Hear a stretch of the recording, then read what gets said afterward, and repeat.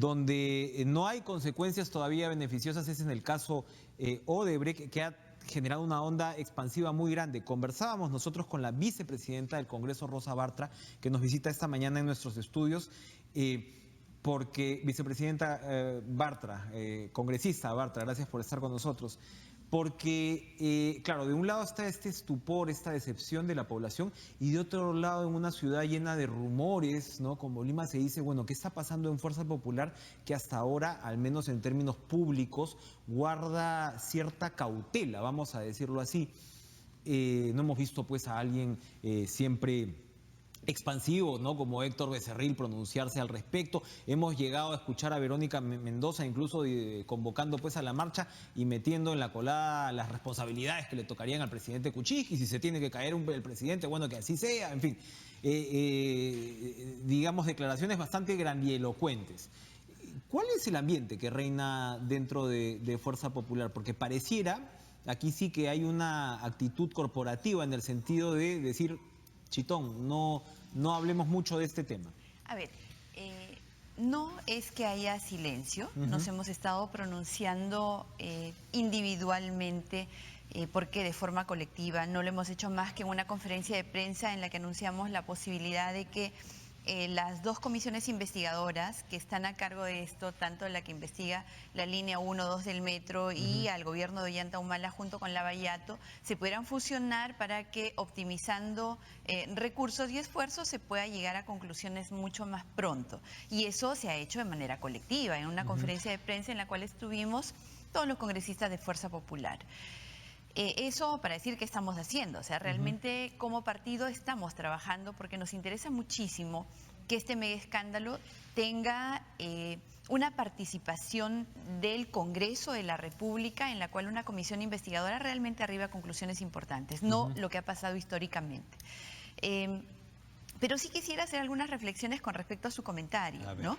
Me parece, en primer lugar, que como lo hemos dicho permanentemente, Keiko Fujimori, que es lideresa de Fuerza Popular, y nosotros como partido y como bancada, ponemos al Perú en primer lugar. Ponemos la gobernabilidad y el poder salvaguardar los intereses de los millones de peruanos que son no más que víctimas de un sistema que se ha prestado de manera absolutamente diabólica, diría yo, para la corrupción. Y hay que proteger a quienes se verían altamente perjudicados con que el sistema fracase, con que el gobierno se caiga. Eso sería absolutamente irresponsable. Por eso es que tengo que, de alguna forma, comentar de manera negativa la posición de la señora Verónica Mendoza, que me parece bastante irresponsable. Ellos fueron quienes propiciaron de alguna forma o de muchas formas que llegue este gobierno en las condiciones que se sabía que estaba llegando. Con una bancada que no tiene solidez, con un presidente que no ha mostrado liderazgo ni sobre su bancada y tampoco sobre el país. Quisiera comentar un poquito más adelante al respecto, pero la señora Mendoza la avaló y ahora, en una vocación permanentemente anarquista, ahora sale con declaraciones de este tipo y, por Dios, queriendo promover marchas. Creo que la señora Mendoza es incluso peor que la señora Heredia. Entonces, promover este tipo de cosas, aumentando este sentimiento de desesperanza, de descrédito, de estupor, como lo definió usted, a la población no ayuda. Hay que tener medidas concretas, efectivas, y hay que dar muestras reales de voluntad política de lucha contra la corrupción. Ahora, lo demás es interesante es simplemente pose. Es muy interesante lo que usted escribe en términos de la posición de Fuerza Popular como una especie de sustento de la gobernabilidad, pero ahí al mismo tiempo está diciendo, bueno, el gobierno es débil, no hay liderazgo, entonces, claro, ¿Y si no yo sostengo al gobierno, pero al mismo tiempo considero que el gobierno es sumamente débil y no hay ningún tipo de líder. Entonces, claro, yo no solamente me convierto en garante de la gobernabilidad, sino que le estoy diciendo al gobierno, ojo, porque considero que en cualquier momento te puedo mover el piso. No, ¿Cómo es eso? O sea, acá estamos hablando de, ¿hay responsabilidad del señor Kuczynski en el caso de Odebrecht, sí o no? Es otro nivel el que uno pueda decir, bueno, al gobierno me parece débil, a ustedes además les toca jugar el papel de oposición. Pero a ver, aclaremos un poquito esos dos cuadrantes porque no entiendo bien la diferenciación. Pero es una oposición que ha mostrado la mayor voluntad de trabajar de manera colaborativa pensando en el país, no pensando de manera corporativa como grupo político, sino en todo el país. Entonces, que si el señor Kuczynski, nuestro presidente, tenga o no responsabilidad en el tema Odebrecht, no lo puedo afirmar yo. Eso es algo que se tendrá que determinar en los espacios que se tenga que determinar. Sería absolutamente irresponsable que cualquiera de nosotros salga a determinar una responsabilidad de ese tipo. Y esperamos que por el bienestar y por la salud moral, que estoy segura queda muchísima en nuestro país todavía, podamos nosotros saber la verdad. Pero en resumen, ¿usted cree que, por ejemplo, Verónica Mendoza está buscando una suerte de pesca en río revuelto que puede llevarse de encuentro parte de la frágil institucionalidad del país? Creo que la señora Mendoza es bastante hipócrita. A ver, con respecto a la, vamos a cambiar de tema, a la revisión de los decretos de urgencia, que es algo, o de los decretos legislativos en realidad en el marco de las facultades, que es algo que todo de alguna manera ha pasado a un segundo plano frente al caso de Odebrecht y específicamente frente al caso Toledo. Ayer la señora Letona decía, bueno, que se están revisando una serie importante, incluso creo que son como 60 que han llegado a ser observados, modificados. Esto al final, ¿en qué va quedando? ¿Se le van a hacer unos decretos de urgencia o legislativos que al final quedan así como más o menos cosméticos? ¿Ustedes consideran que la mayoría no van a pasar por el aro? La mayoría más bien han pasado. ¿Ya? El único decreto que se ha derogado en su integridad ha sido el del INEM. No se ha derogado ninguno otro. Yo empezaría hablando, porque hay que recordar y ponernos en contexto siempre. Las facultades delegadas tienen que ser... Se han observado 21. Esto no quiere decir que van a ser derogados. Se han observado en un arte. Por eso justo para que la población pueda avanzar entender. en la explicación y va a ser muy breve. Las facultades delegadas son expresas en materia. Expresas en materia, eso está prescrito. Cuando se solicita facultades delegadas y tú metes un sinnúmero de materias, y esto es impreciso y lo dijimos en su momento, el proyecto de ley de solicitud de delegación de facultades definitivamente yo lo califiqué como un mamarracho, porque era bastante impreciso en cuanto a materias. Entonces, habría demasiado la cancha. Demasiado, era un cajón desastre donde se podía meter de todo y eso no se debe volver a aceptar nunca más. Pero lo aprobó el Congreso con dominio fujimorista. Claro, en aras de la gobernabilidad se aprobó. Entonces, ¿qué pasó? Al no ser preciso en temas de materia, incluso el Premier sostuvo en una entrevista que ellos en el camino se dieron cuenta que podían ir avanzando en otros temas. Bastante irresponsable la afirmación. Sale lo del INEM y lo de salud por ahí en general. salen varias materias en las cuales no se habían solicitado facultades. Entonces, ¿qué ha hecho el grupo de trabajo y luego la Comisión de Constitución? Tratar de salvar los decretos legislativos. Entonces, se han hecho algunas precisiones para tratar de salvar la constitucionalidad y en otros casos la legalidad. Hay casos como el del INEM que eran insostenibles y hay otros que todavía no han entrado, en los cuales hemos hecho el análisis dentro de algunos grupos de trabajo, por ejemplo, los decretos legislativos 1290, 1344 y 1345, que son decretos legislativos que también han legislado en materia de salud, pero que además nosotros consideramos, en mi posición personal, y la voy a defender en la comisión, es que son ilegales. ¿De qué hablan estos decretos? Uno, el 1344 cambia definiciones de los productos farmacéuticos y cambia las definiciones para los productos cosméticos y de higiene personal y los dietéticos y los edulcorantes. Entonces, al quitarles la condición de producto farmacéutico, les quita controles y luego dispone su pase de Digemit a Digesa. Digemit, ustedes se han detenido a ver si Digemit cumplía un buen papel en ese tipo de permisos. Creo que eso no es materia de discusión en este momento. Hemos discutido bastante con respecto a que muchos sectores del Estado que necesitan modernización, que necesitan ser optimizados en sus procesos, pero no por eso tú lo sacas de un área que no conoce, de un área especializada a una que no conoce sobre la materia. Porque de ninguna manera se puede aceptar se lo eso. pregunto porque es una discusión interesante en el sentido... Sí, por supuesto. Ocurrió en el INEN.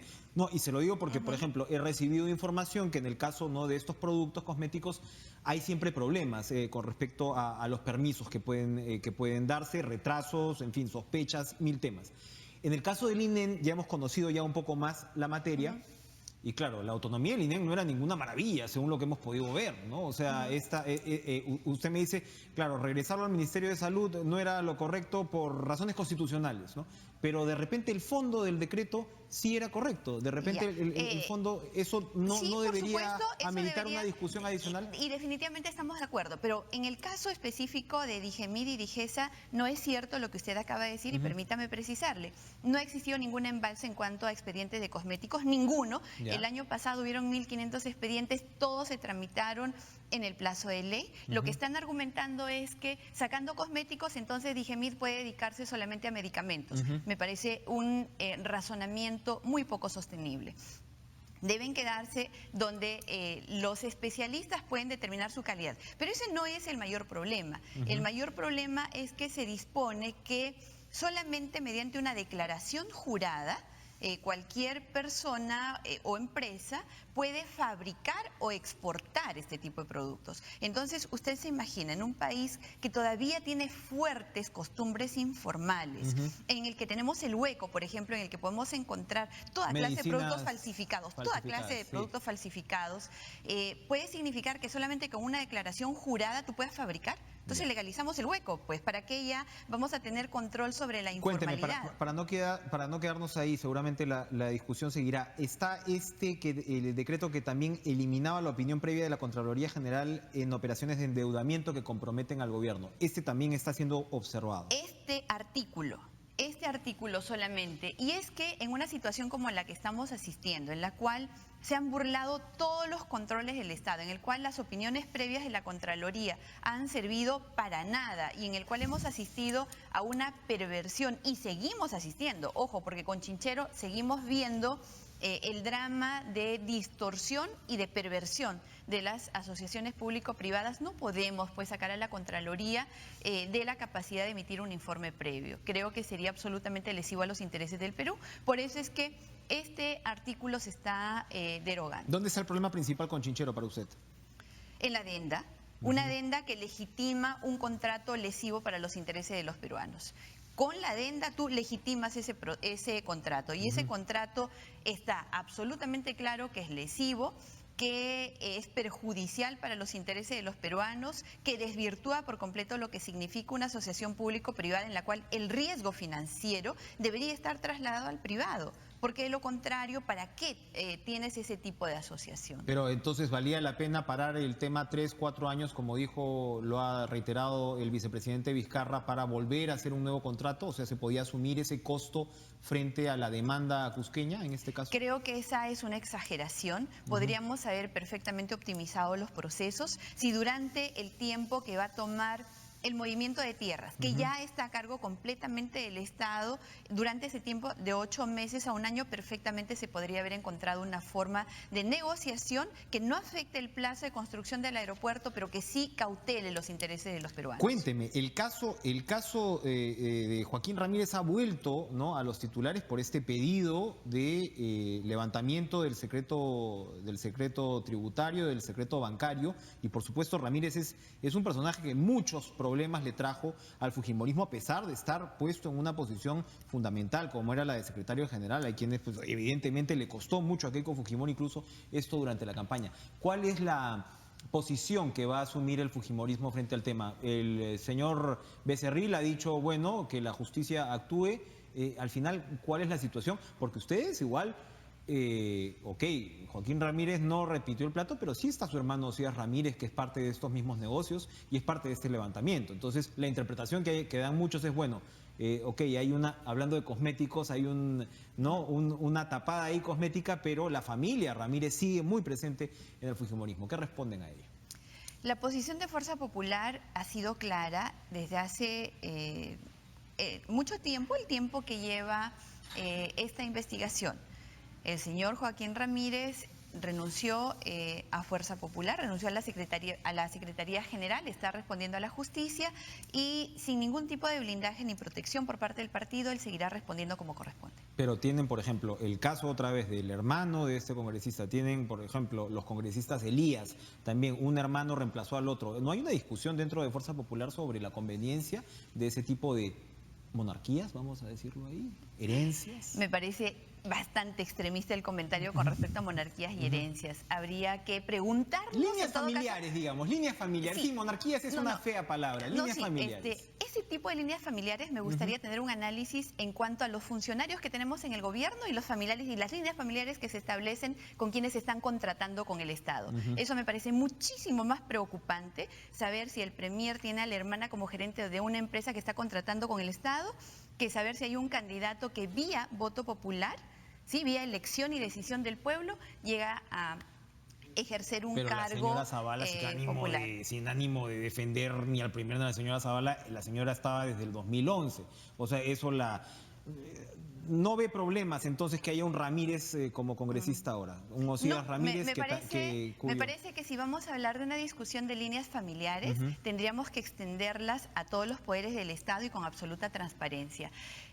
Acá no se trata de designaciones. Tanto los congresistas que han entrado en esta elección, la elección popular legitima. Han ingresado por decisión del pueblo, no ha sido una imposición de nadie, sino por el contrario, ha sido el pueblo quien es titular del poder, quien ejerciéndolo a través de elecciones determinó quiénes fueran sus representantes. Pero el fujimorismo es un partido fuerte y efectivamente a la hora de poner candidatos está también definiendo quién va a llegar al Congreso.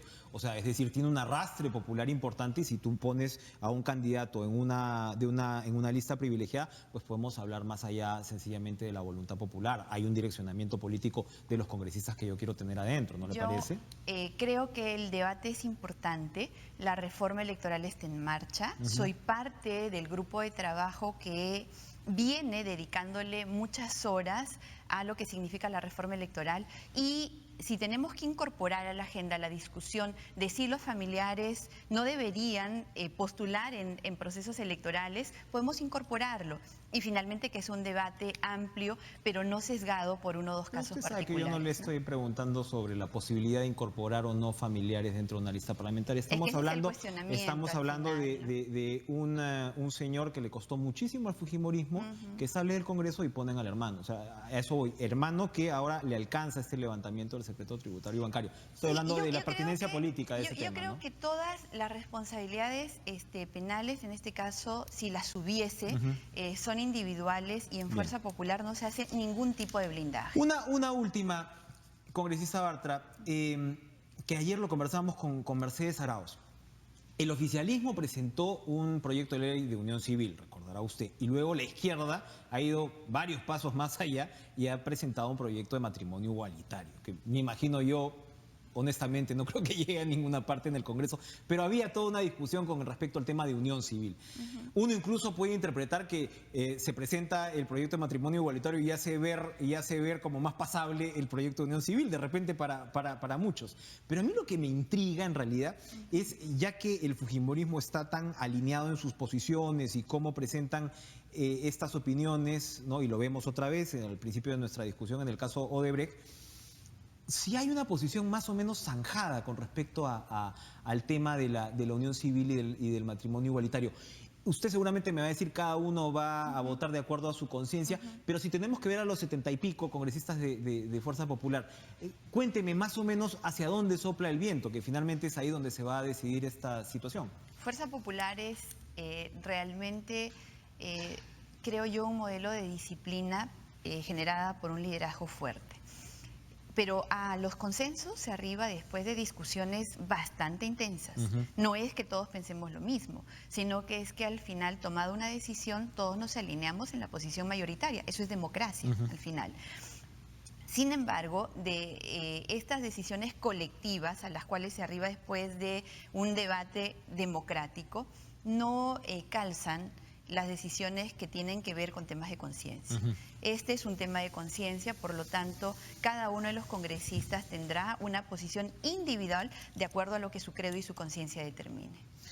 Entonces, todavía no tienen contabilizados cómo van a ser esos votos. Es un tema de conciencia. Y en los temas de conciencia hay absoluta Y se ha libertad. decidido incluso, digamos, ya no discutirlo eso y dejar en libertad a cada uno de los congresistas exactamente. Es lo que corresponde cuando hay una organización que se respeta como tal y los temas de conciencia tienen un tratamiento de ese tipo. Vicepresidenta Rosa Bartra, le agradezco su presencia esta mañana. Ha sido una conversación muy interesante.